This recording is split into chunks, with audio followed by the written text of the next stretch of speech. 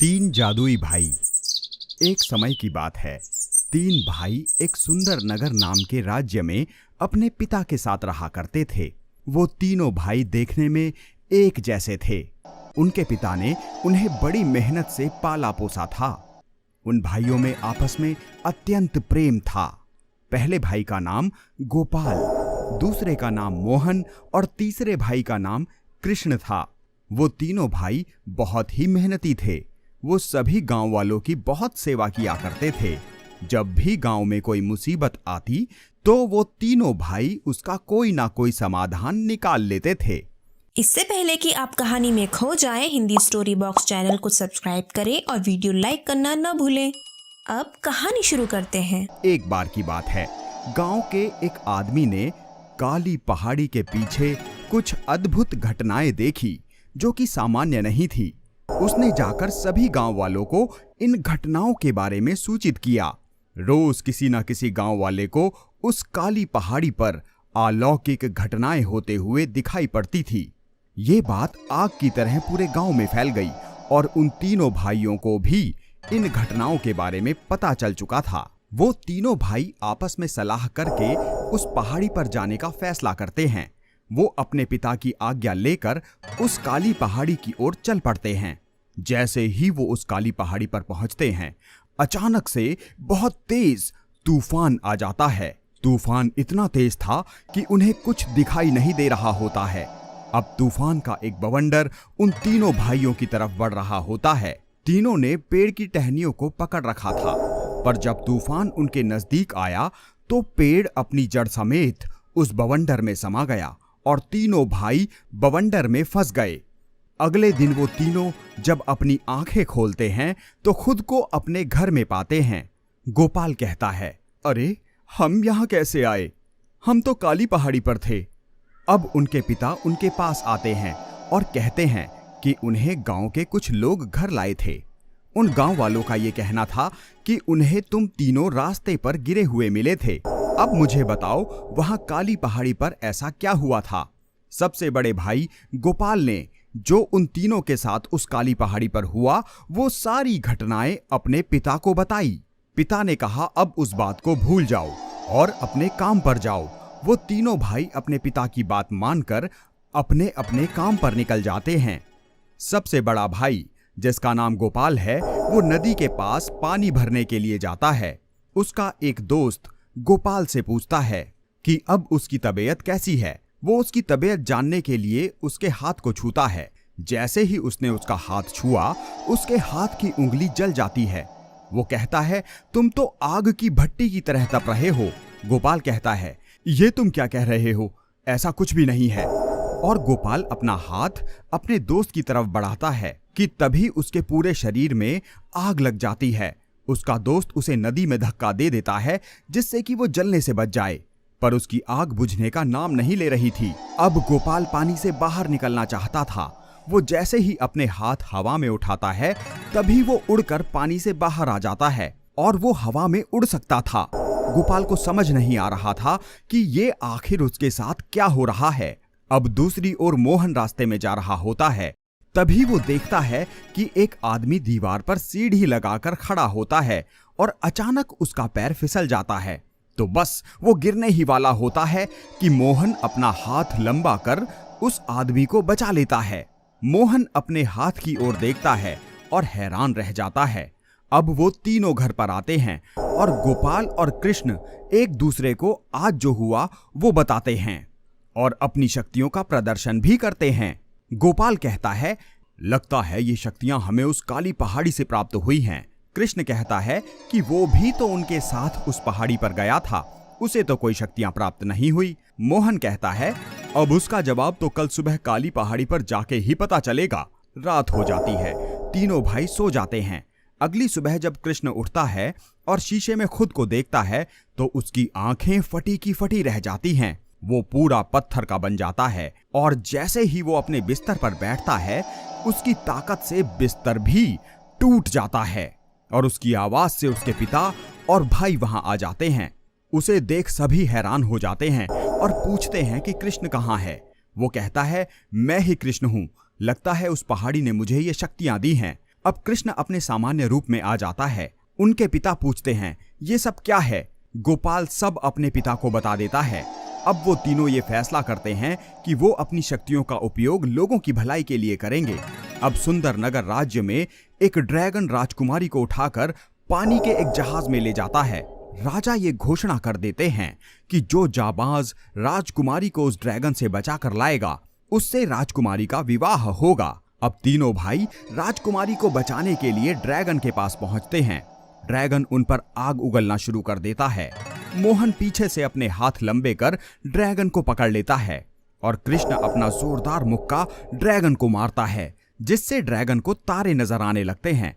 अब गोपाल अपनी आग से ड्रैगन का खेल खत्म कर देता है। मोहन अपने पैरों को लंबा कर राजकुमारी और सभी भाइयों को वहां से ले जाता है। अब राजा कहते हैं, तुम भाइयों में से जिसने राजकुमारी को बचाया है, उसका विवाह राजकुमारी से होगा। गोपाल कहता है, मैंने ड्रैगन को अपनी आग से मार गिराया, इसलिए राजकुमारी का विवाह मुझसे होना चाहिए। कृष्ण कहता है, अगर मैं ड्रैगन को अपने घूंसे से बेहोश नहीं करता तो राजकुमारी कैसे बचती, इसलिए राजकुमारी का विवाह मुझसे ही होगा। मोहन कहता है, अगर मैं उस ड्रैगन को पीछे से ना पकड़ता और अपना शरीर लंबा कर राजकुमारी को सही सलामत नहीं लाता तो, इसलिए राजकुमारी की शादी मुझसे होनी चाहिए। उन तीनों भाइयों के पिता कहते हैं, माफ करिएगा महाराज, मेरे पुत्रों में से कोई भी राजकुमारी से विवाह नहीं कर पाएगा। ना तो इससे राजकुमारी खुश रह पाएगी और ना ही मेरे तीनों बेटे। इस कहानी से हमें शिक्षा मिलती है कि अगर आप किसी की सहायता करते हैं तो पूरे मन से करें, ना कि किसी लालच में आके। अपनी अच्छाइयों को ना भूलें। जादुई मटका।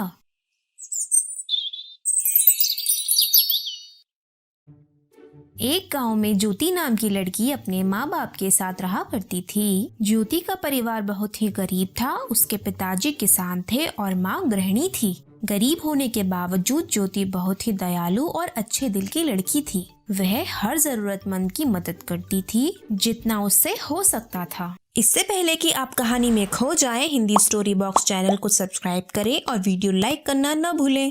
अब कहानी शुरू करते हैं। एक बार की बात है, ज्योति के पिताजी ज्योति से कहते हैं, बेटी, हम इतने गरीब हैं फिर भी तुम लोगों की मदद करती हो। जितना तुमसे हो सकता है उससे ज्यादा ही तुम करती हो। आखिर ये सब करके तुम्हें क्या मिलता है? पिताजी, भले ही हमारे पास पर्याप्त धन न हो, पर जितना भी हमसे हो सकता है हमें दूसरों की मदद करनी चाहिए और इससे मुझे बहुत खुशी मिलती है। वाह बेटी वाह, मैं धन्य हो गया तुम्हारी जैसी बेटी पाकर। इतना कहकर ज्योति के पिता वहाँ से चले जाते हैं। एक बार की बात है, ज्योति नदी के किनारे पानी भरने के लिए जाती है। ज्योति पानी भर ही रही होती है कि तभी एक मछली नदी में से निकलकर बाहर जमीन पर गिर जाती है।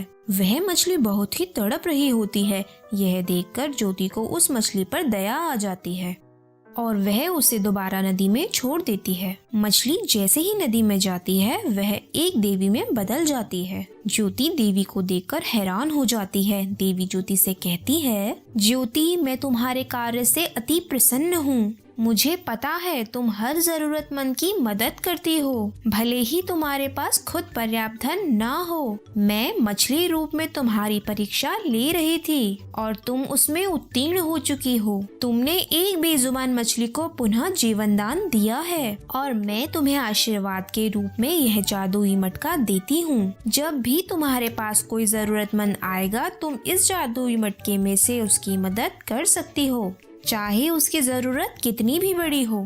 ज्योति देवी का धन्यवाद करती है। ज्योति अब अपने घर में आ जाती है। ज्योति की माँ ज्योति से कहती है, बेटा, घर में खाने को एक दाना भी नहीं है, अब हम कैसे घर चलाएंगे? माँ, तुम फिक्र मत करो। माँ, मुझे एक देवी मिली थी जिन्होंने मुझे ये जादुई मटका दिया है। इस जादुई मटके से आप जो भी मांगो ये आपको दे देता है। अब मैं सबकी मदद कर सकती हूँ। अब हम गरीब नहीं रहेंगे माँ। ज्योति उस जादुई मटके से कहकर अपने पिताजी और माँ को एक अमीर जिंदगी देती है।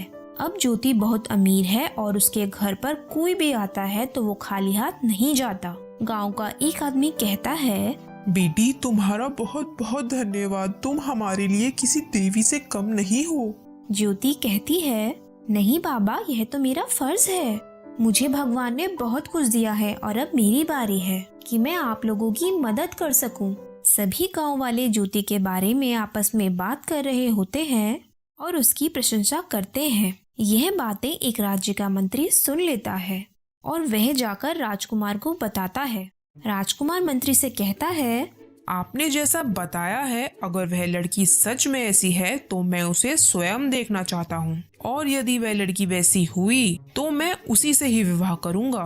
राजकुमार भेष बदलकर ज्योति के पास उसके घर आ जाता है। वह ज्योति से कहता है, मैंने सुना है तुम हर किसी की इच्छा पूरी करती हो और सबकी मदद करती हो। क्या तुम मेरी मदद कर सकती हो? जी बताइए, मैं पूरी कोशिश करूंगी आपकी मदद करने की। अगर मैं आपसे कुछ कहूँगा तो आप कहीं मुकर तो नहीं जाओगी? ज्योति कहती है, नहीं नहीं, आप जो भी मांगेंगे मैं आपकी इच्छा पूरी करूंगी। दरअसल मेरी माँ की तबीयत बहुत खराब है और वह चाहती हैं कि उनके मरने से पहले मैं एक बहुत अमीर इंसान बन जाऊं और किसी अच्छे घर की लड़की से शादी कर लूं। ज्योति उस राजकुमार को अमीर बनाने का वादा करती है, पर वह कहती है, मैं आपको अमीर और धनवान तो बना सकती हूँ, पर मैं किसी अच्छे घर की लड़की को नहीं जानती हूँ जो आपसे शादी करे। मैं बिना जाने आपकी शादी किसी भी लड़की से नहीं करवा सकती। राजकुमार कहता है, तो आप कर लीजिए मुझसे शादी। आप तो मुझे जान ही चुकी हैं और मुझे लगता है आप बहुत ही अच्छे घर की लड़की हैं और आपसे अच्छी लड़की शायद मुझे कहीं नहीं मिले, इसलिए मैं आपसे ही शादी करना चाहता हूँ। क्या आप मुझसे शादी करेंगी? ज्योति जादुई मटके के पास जाती है और जादुई मटके को सब कुछ बताती है। जादुई मटका कहता है, आप फिक्र ना करें, वह व्यक्ति जो कहता है आप वही कीजिए, सब अच्छा होगा। ज्योति जादुई मटके की बात मानकर उस राजकुमार से शादी कर लेती है। राजकुमार उसको अपने महल में लेकर जाता है। ज्योति राजकुमार से पूछती है, अरे यह आप मुझे महल में क्यों ले आए? राजकुमार कहता है, मैं तुम्हें बताना चाहता हूँ कि मैं इस राज्य का राजकुमार हूँ और तुम्हारे बारे में मैंने बहुत अच्छी बातें सुनी थी। मैं स्वयं तुमको देखना चाहता था, इसलिए मैं रूप बदलकर तुमसे मिलने आया और तुमसे शादी की। तुम बहुत ही दयालु हो और तुम्हारे जैसा दिल पूरी दुनिया में किसी का नहीं है। मुझे तुमसे अच्छी राजकुमारी कहीं नहीं मिल सकती, इसलिए मैंने तुमसे शादी की। ज्योति और राजकुमार खुशी खुशी रहते हैं और राज्य में हर जरूरतमंद की मदद करते हैं। शिक्षा, भले ही आपके पास अत्यधिक धन न हो, पर एक दयालु दिल जरूर होना चाहिए। इस कहानी का कौन सा भाग आपको सबसे ज्यादा पसंद आया, नीचे कमेंट करके जरूर बताएं।